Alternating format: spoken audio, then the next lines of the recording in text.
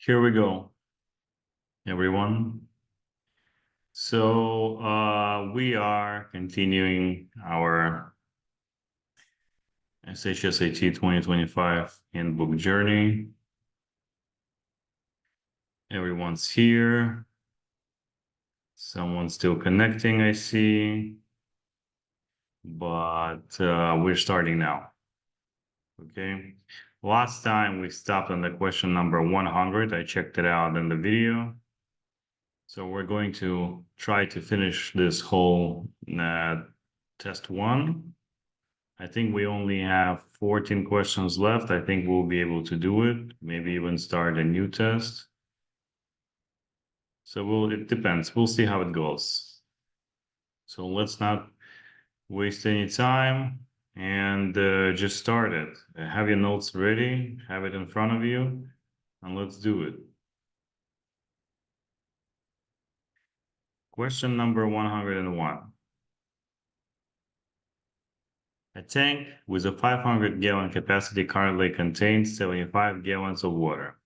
Additional water is poured into this tank at the rate of 5 gallons per minute. Okay, so currently contains 5 gallons per minute. After 45 minutes of adding water, what percentage of the tank total's capacity will be filled? Assume that there is no lost water from the tank. All right, so 5 gallons per minute for 45 minutes will be 45 times 5, which is 225. Now there's currently 75. Well, there was 75, so plus 75 that was there already. That's 300. And 300 out of the whole 500 capacity, what percentage it is? 300 out of 500. Well, we can make it 3 out of 5. We can just divide by 5, but I think we all know that 3/5 will be 60%. If you're not sure, let's say on the test, you can just multiply by 20 to make it 100, and it's going to be 60 over 100, which is 60%. Well, what can I say? A large problem, right? It's a lot of stuff written, but once you read it and kind of break it down of what's going on in this problem, it's just I don't know, it's easy problem. So we can move on.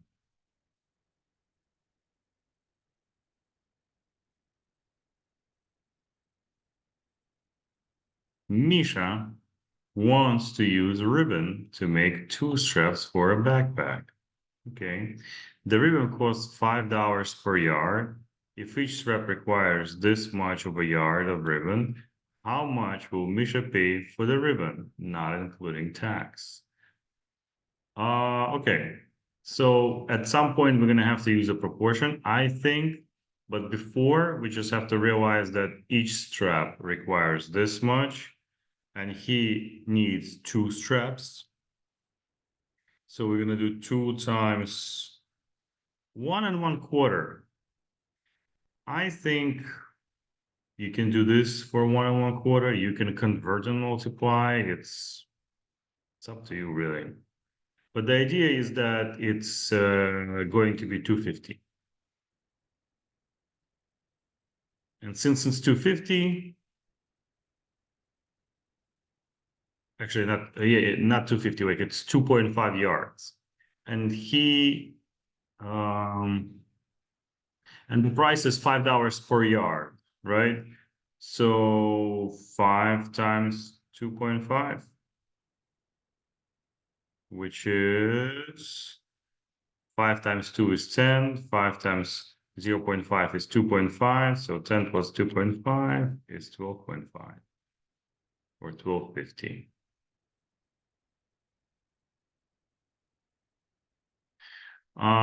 So again, found out how many yards he needs to do 2 straps, and just basically did the basic math to find out how much would it be if this is per yard. You can do proportion also, but if you need to do a proportion here, you have bigger problems.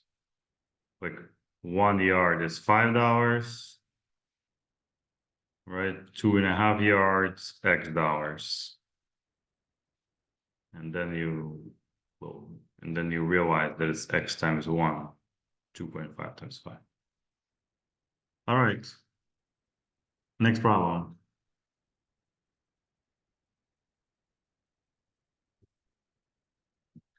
Okay. Let's see. This looks interesting. A graph shows the proportional relationship between the number of test questions a student gets correct, X, and the student's score, Y. The ordered pair 1 and 5.504 is on the graph. Okay, so technically they say that for 1 correct, because this is X and this is Y, for 1 correct, they get 504 points. What does the Y coordinate of the ordered pair represent in this relationship? Well, 504 is 1 1/4 if we convert it into a mixed number. So the test will last 4.25 hours. That's wrong. Each test question is worth 1 1/4 points. That's correct. Because they literally said that the score is Y. And we know that the first coordinate is X and the second coordinate is Y. So they really just said it. Again, another example of an easy but scary question. Even I just when I just looked at this question, I was like, it's probably going to be one of the harder questions. Nope. Okay, moving on. 104. Another question to read. Let's see. A survey of 200 adults in a town of whatever, 45 reported reading online version. Bulletin the previous day. 25,000 of adults live in the city. Which number is the best estimate of the number of adults who read the online version? Okay. So this is a survey and then population question. You can actually even write it down as survey, just survey question. We haven't done survey questions before. I don't remember me explaining you survey questions. They're actually not that hard. They're also solved within proportion. Just one proportion will solve the whole thing. Basically, you just have to do a comparison, a proper comparison. They say that in the survey, 45 out of 200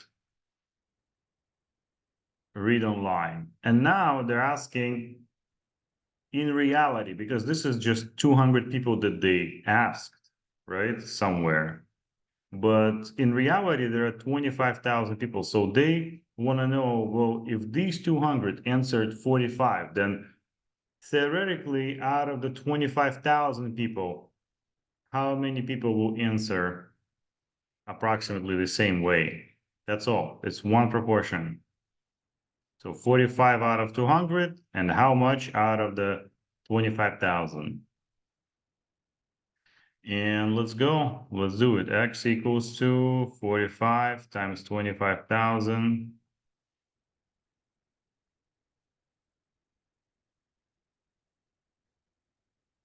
Divided by 200. So 2 zeros here, 2 zeros here.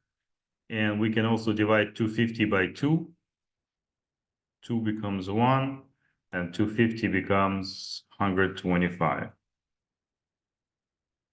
So all we have to do now is just multiply 45 times 125. Well, this you're gonna have to do by hand. Can we estimate? Like 5,000, 5,600, probably, right? The thing is that, can we really estimate right away? Hold on one second. 45, right, is like almost 1/4 of 200, right? If this would be 50 over 200, that would be like, let's do it on the side. That would be like 1/4. So we have to assume that 1/4 of 25,000 will be the answer. And 1/4 of 25,000 is about 6,000. Yeah, the answer will be E. You see, without even calculating, we can estimate. But again, what if, what if, why it's not pinned here?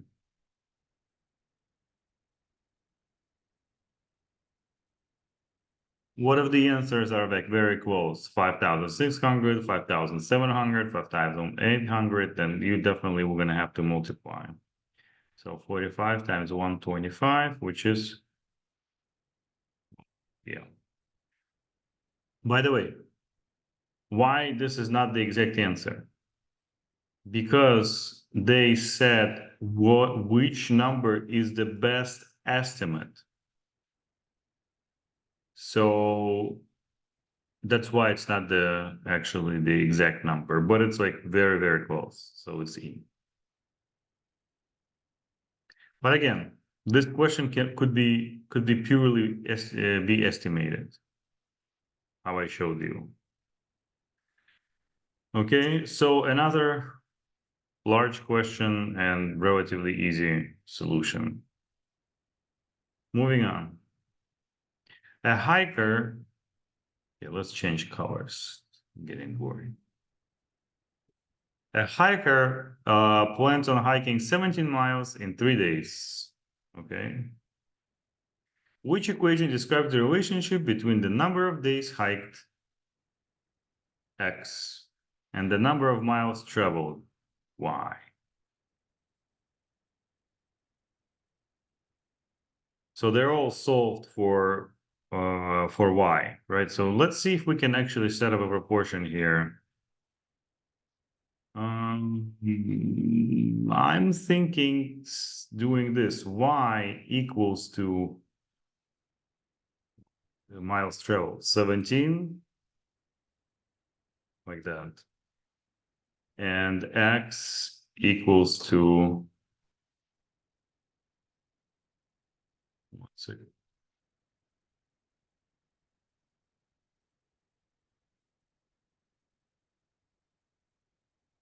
And X equals to 3.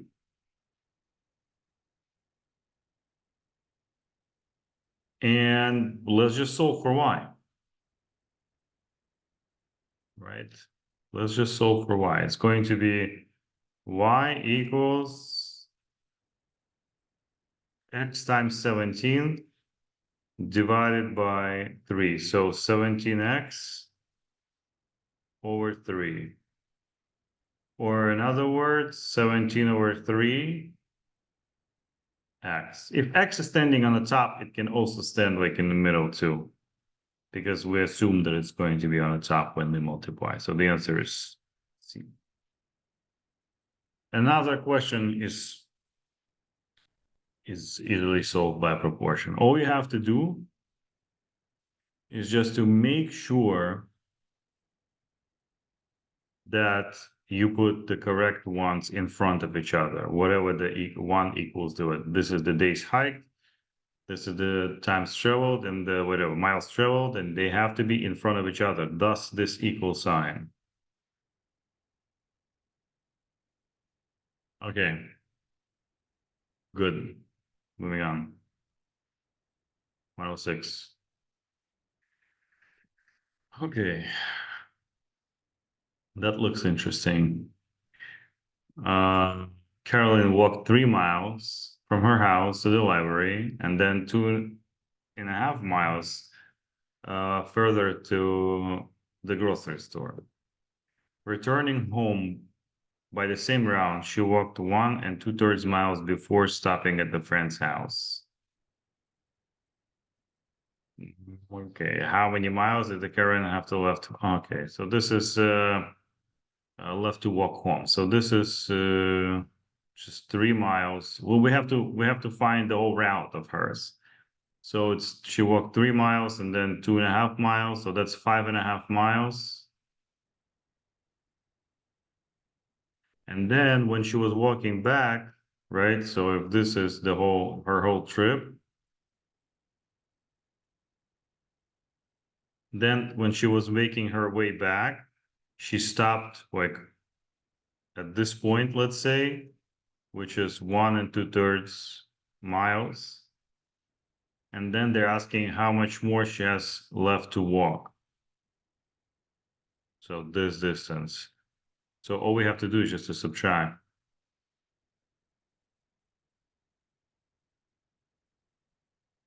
And let's subtract. Subtraction is a skill you need to have. You see here also in 109, we can see that addition and subtraction of mixed numbers is a thing. You have to know how to do it fast. If not fast, at least right. Okay, so how do we do it? 5 minus 1 first, that's 4. And now separately, we're going to do 1/2 minus 2/3. We realize, oh, okay, so this is not common denominator, so let's make them common denominators. So times, times, times, times. This is going to be 3, 3. This is going to be 2, 2. So it's going to be 3/6 minus 4/6. We realize that we cannot do that. So we cross out the 4. Now it's 3, but we add on 6, 6. We're kind of helping the first fraction. Now this is going to be 9/6 minus 4/6, which is 5/6. And we put that 5/6 next to our 3. So it's 3 and 5/6.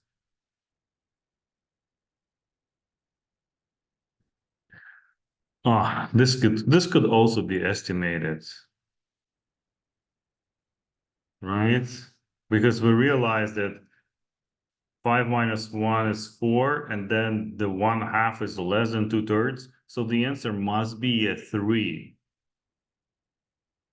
And since it must be a 3 and there are no numbers that says 3 except this, that says the choice E, then it's just could have been estimated. I'm surprised there's so many answers could be just solved without doing technical work. But we can't really rely on it. We have to know how to do it. Moving on.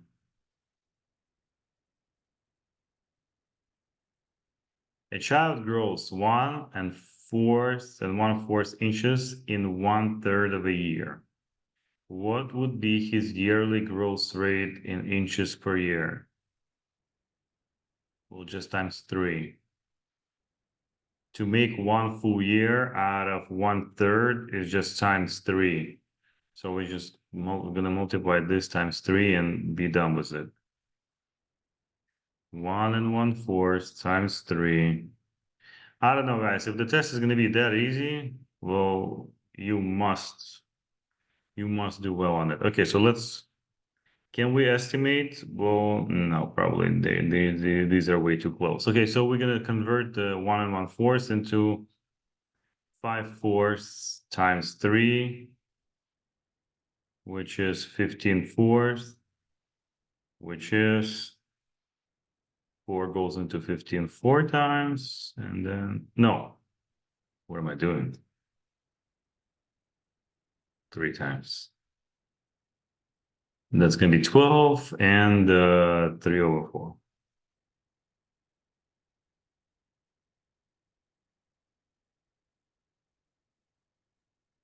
That's it. I hope you realize that if something happens in 1/3, to find out in 1 year, you just multiply by 3. Just in case, I don't know if you're panicking and don't know how to do, I don't know, didn't know how to do this. Or maybe if this fraction would be something harder, like, I don't know, 3/7, let's say, right? So you could have done a proportion also like that. You don't have to write down, just to understand it. 1 1/4 equals to 1/3 of a year. Then X inches will equal to basically how many inches will equal to 1 year. And as always, this times this divided by that, which is exactly what we did. Dividing by 1/3 is the same as multiplying by 3. Okay. Next.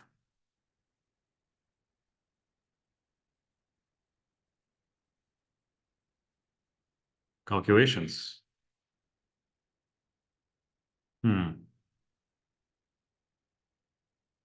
I don't see any tricks here. Okay, so this is going to be 0.03 minus 0.3. So, well, technically 0.3, in order to make it, I don't know, kind of like easier to understand.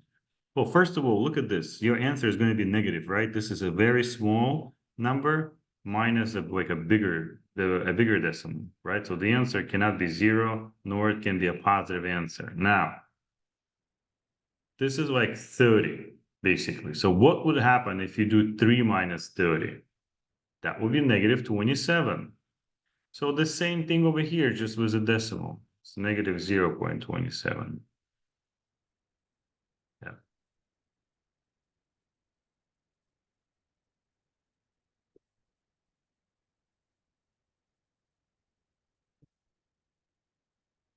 Okay, not that much to explain here too. This is technicalities. Ooh. Well, this is something that will take your time. This is something that's made to take your time. Because we just solved how many questions? Like 8 questions. Relatively fast. Most of these questions, except maybe this calculation, but most of these questions will take like less than a minute. Okay, so how do I always teach you? In order to add or subtract, but technically combine, get rid of the parentheses first. This is what you need to do like as a step 1. Because it's confusing. Like, what do I do? Plusing, minusing, I don't know. So I know that plus and negative is just a minus. Plus minus is just a minus, but minus minus, right, is a plus. So plus 2 and 3/4. You see the answers are like all contain 12. That's not a accident because 2, 3, and 4 can be converted into a 12s. So let's do it. Times 6 times 4 times 3 over 3. Okay, so it's 10 and 6/12 minus 5 and 4/12 plus 2 and 9/12. All right. 10 minus 5 is 5, plus 2 is 7.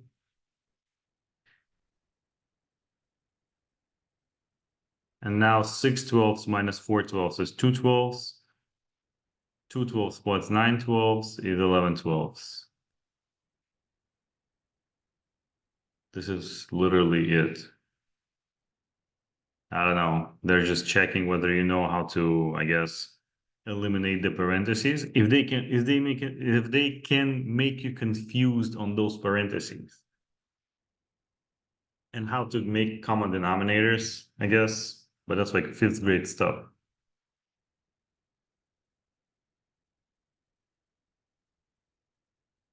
Again, looks hard. In reality, no, not that much.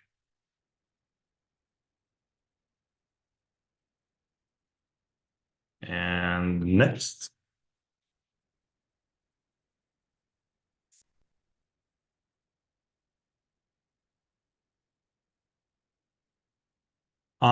Carlos has $350 in a savings account that earns 5% simple interest each year. How much will he have in the account after 1 year if there is no money withdrawn? So all we have to do is just to find what is that 5% of 350 and add it to 350. That's all. How are we going to do it? Well, it's your choice, really. If you are a person who likes doing multiplication like that by 0.05, do it. If you like doing a proportion, like this, like 100% is 350, 5% is X. Then you can do it this way. And there's one more way, which I use when the numbers are not that hard. I just look at what would be 10% of that number. 10% of any number, 10% of any number is the number divided by 10. So 10% would be 35. Automatically, I understand that 5% would be, well, half of the 35. Well, half of 35 is calculatable like by mental math. It's 17 and a half. And that's it. And that's how I found 5%. But like I said, you can do any of those. This will give you 17 and a half in both ways. So 17 and a half plus 350 is going to be this much. Look at this. I'm even disappointed a little. Look at the answers. Look at the answers. They say how much money after 1 year, right? So obviously there's going to be a little bit more than before because he earns 5% per year. So how can it be less money? Can't be. 1750 is just a 5%, but it's not how much money will be on the account. So no. How can it be $500 after 1 year at 5%? That's also kind of doesn't make sense. So without even a calculation, by looking at the answers, you can just estimate very well here.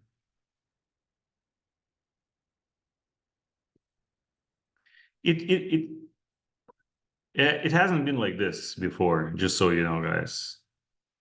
On SHSAT, the answers, first of all, there used to be 5 answer choices. If you open the handbook for like 2009 or 2010, you will see that there used to be 5 answer choices, 5 multiple choice. Now, and the answer were like so close, you would get 367, 366, 365, and you basically they'll make it very hard to like guesstimate. But in this case, I don't know, you don't really have to solve, you have to just understand the concept. Okay. I think this is going to be a theme of today's class, is that like we don't have to count, we can just estimate which will speed up, like, which is will help, you know, if because every minute counts. Okay, 111. The probability of an event occurring at the occurring is 0.05, which is 5%. What is the, oh, really? What is the chance that the event will occur?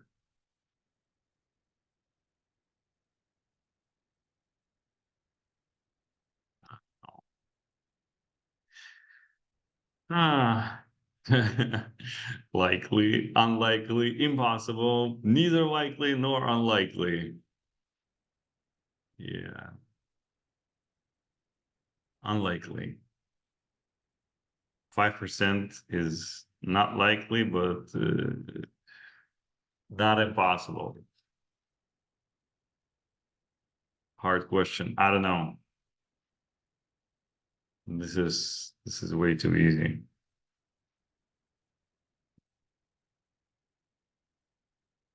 112.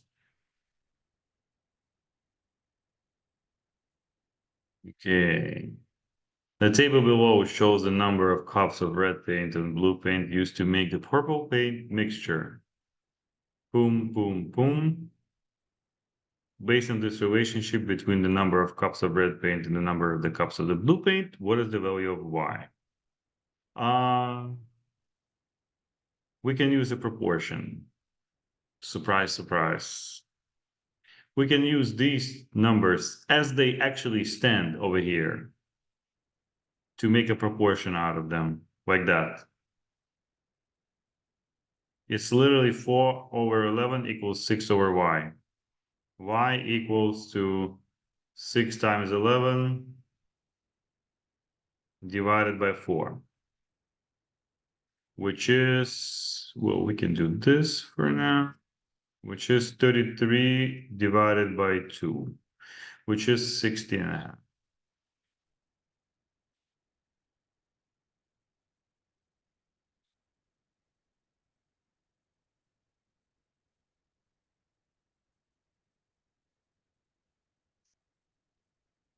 Okay, since this is the theme of our class today, let's see if we could have guesstimate again. And we could. The answer is we could. Why? Well, how many fours can fit into 11? Approximately 3, right? Almost 3. So almost times 3. What is 6 times 3? 18. So the answer will be almost 18. This is almost 18. This is way too much. This is way too small. And well, this is closer to 18 than this.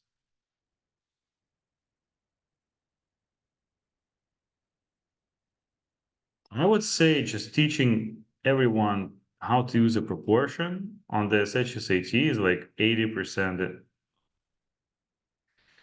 of what you're gonna have to use. One tool, I don't know, maybe you're, I don't know, maybe they don't know it, that you can just use proportion everywhere, almost everywhere.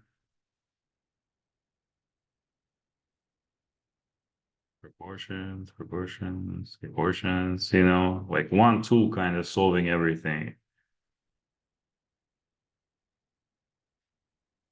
This is your main sword, you know, main weapon.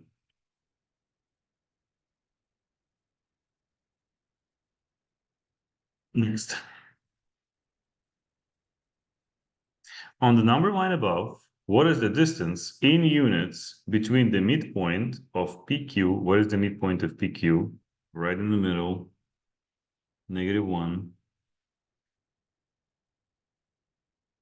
And the midpoint of QR. What is the midpoint of QR? Well, here. 4. What is the distance between -1 and 4? It's 5. 5 units. This question technically just checks whether you know what is midpoint.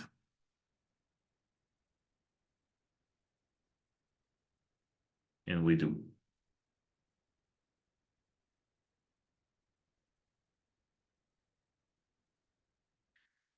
Next.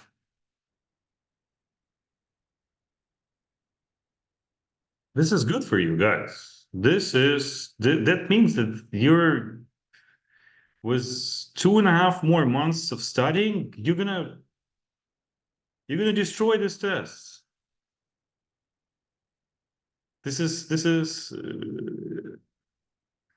easy.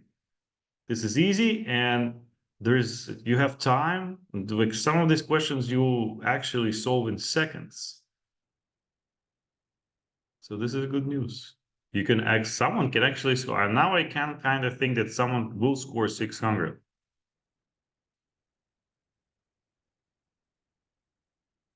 Okay, last question of this test. An ice cream shop sells 16 cups of ice cream for $48 and 4 cups for $12. There is a proportional relationship between the number of cups of ice cream and the cost. What is the constant of proportionality for this relationship? Um, well, if for 16 cups you pay 48, so obviously we can see that it's $3 per cup, right? Or 48 divided by 16, which is 3. But so is, I don't know why did they give us this, but so is this. 12 divided by 4 is 3, so it's $3 per cup. So $3 per cup.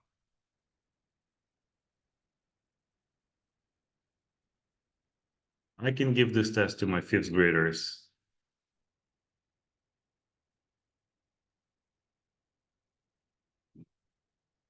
And they will do like 7 out of 10 questions correct.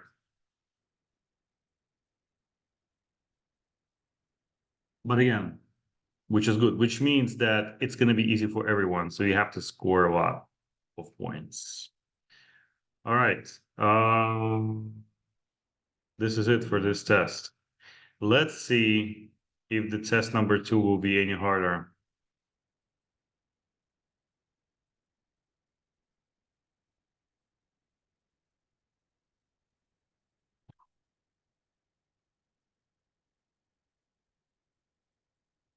Not that many geometry questions, too. There are some, but not that much. Ooh.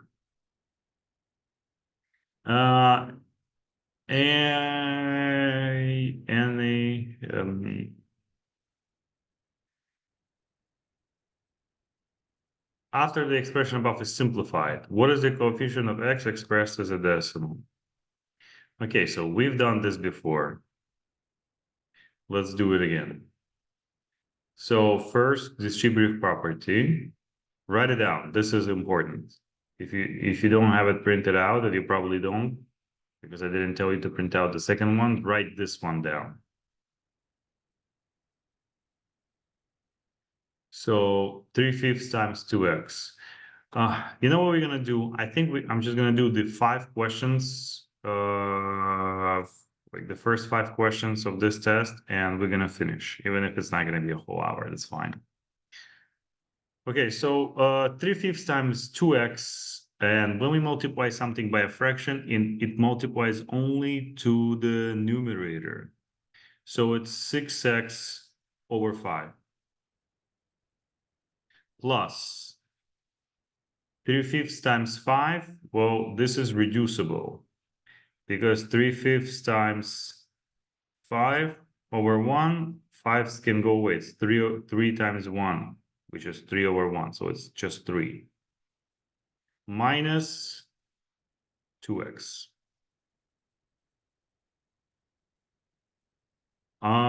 Can we convert 6x, 6 over 5 x? We can.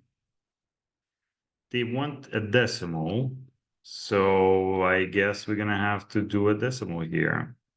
What is 6/5? Because 6x over 5, remember I told you that if there is x in the numerator, we can put it like in the middle here. So technically, you know what, let me split it.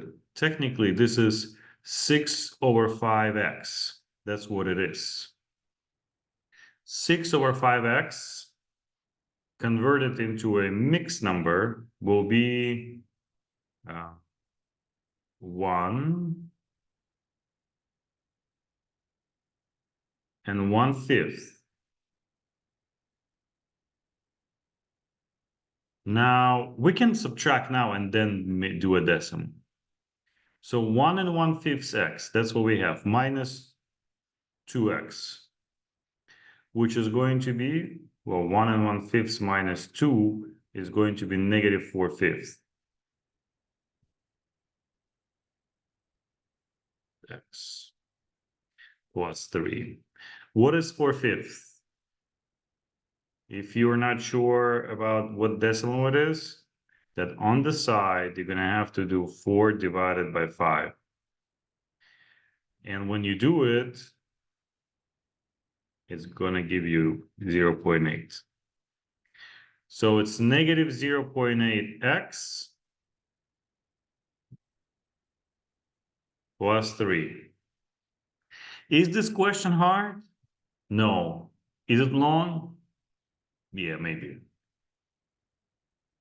A little bit like back and forth with the conversion.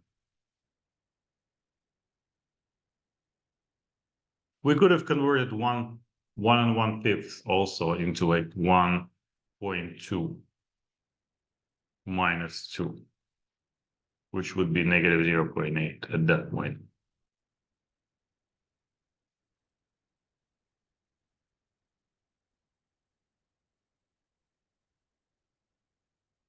Okay. Let's see what they have, what else they have for us. Okay, guys, I hope you copied because I'm gonna erase because it's on the way of the problem.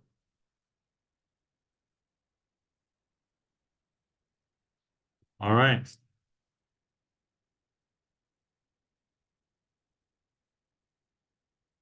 Two number cubes have sides labeled 1 through 6. Both number cubes are rolled. How many different outcomes will have the sum of 6?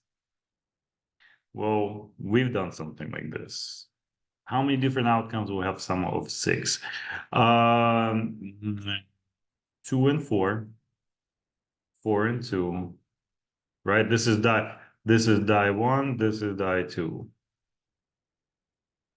4 and 2, 5 and 1, 1 and 5, and 3 and 3. And we don't switch 3 and 3. 3 and 3 is like as a one thing.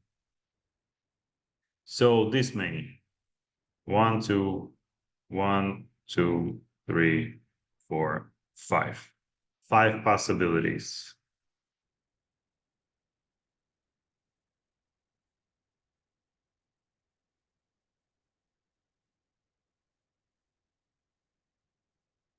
Yeah, the trick here is not to write 3 and 3 again because it's the same thing. You cannot really write like exactly the same thing.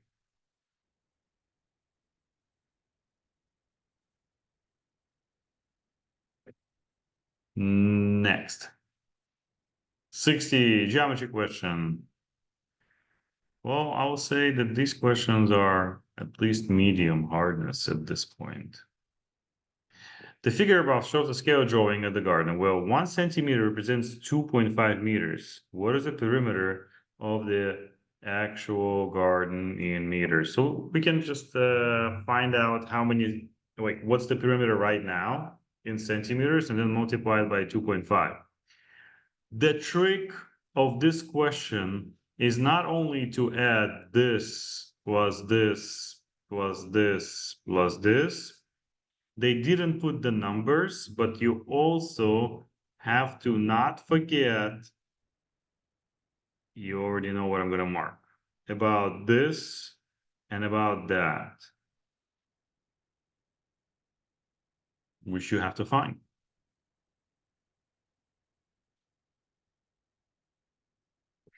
All right, so what this would be 6 minus 3, which is 3. This another side will be 13 minus 8, which is fine. And now you can add everything. So this was this 19, was this 22, 27, 30, 38. 38 times 2.5. I think that's not how we write it down. Hold on. I think we just write it as we write it, like this. It's not a multiplication, right? So 5 times 8, 40, 0, 4, 15 plus 4, that's 19, 0. We start with a 0 the second line. 2 times 8, 16, 1, 6 plus 1, 7. So it's 0, 9, and then 1 decimal point to the left is going to be 95.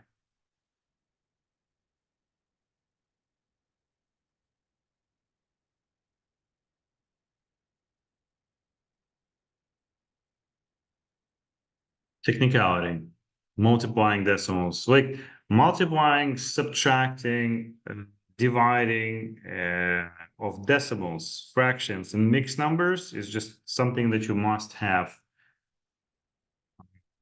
It's like to be ready to use at any point. All right. 2 more questions left, I think. Yeah. Let's go. At one location, the temperature increased from -7 to 4 between 5 a.m. and 9 a.m. Okay, by 11 a.m., the temperature was 3.5 times the 9 a.m. temperature. So 3.5 times 4. What is the total increase in temperature? Between 5 a.m. and 11 a.m. Okay, so we're just gonna have to multiply 4 times 3.5. 12 and 2, that's 14. So it went from -7 at 5 a.m. 5 a.m. it was -7. And by 11 a.m. it became 14. What is the difference between -7 and 14? That's 7 units to the 0 and 14 units to the 14. So 21.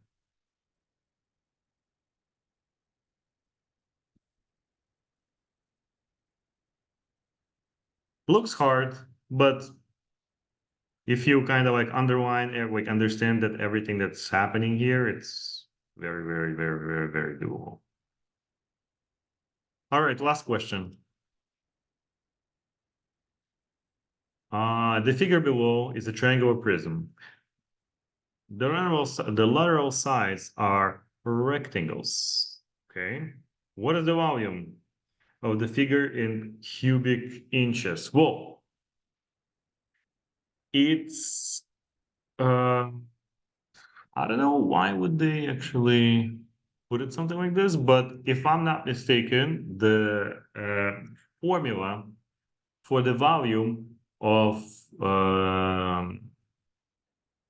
like a triangular prism, that's what it's called, is length times width times height over 2. 4 times 2 is 8, times 8, 64, over 2 is 32. Can someone confirm this, please, as the answer? And we be done. Just confirm that that's right. Because if it's not, and if it's not, look up the formula. I think this is it. Send it in the chat, whether am I right or not. Is it 32?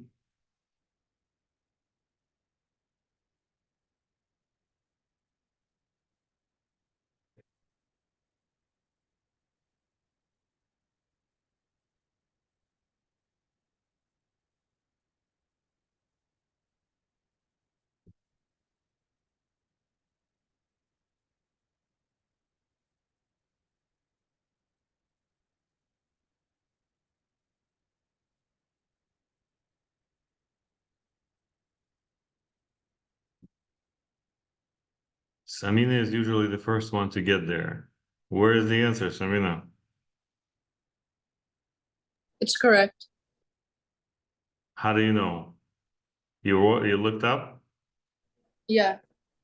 And the formula was correct. So Okay, so the formula is random, by the way. Length times width times height over. So the thing is that the formula for a rectangular, like a box shape rectangular prism, right, is length times width times height. Well, this is like a triangular box. So the formula for the triangle area is base times height over 2. So this is in a volume world, is length times width times height over 2, which is 64 over 2, which is 32. All right, we're gonna finish right here. And for the next class, make sure that you have the test 2 multiple choice printed out and in front of you. And we're going to continue this on the next Wednesday. The homeworks will be posted on our website today in the evening. I know it's the 1-day delay, but what are we gonna do? All right, I'll see you all on Monday.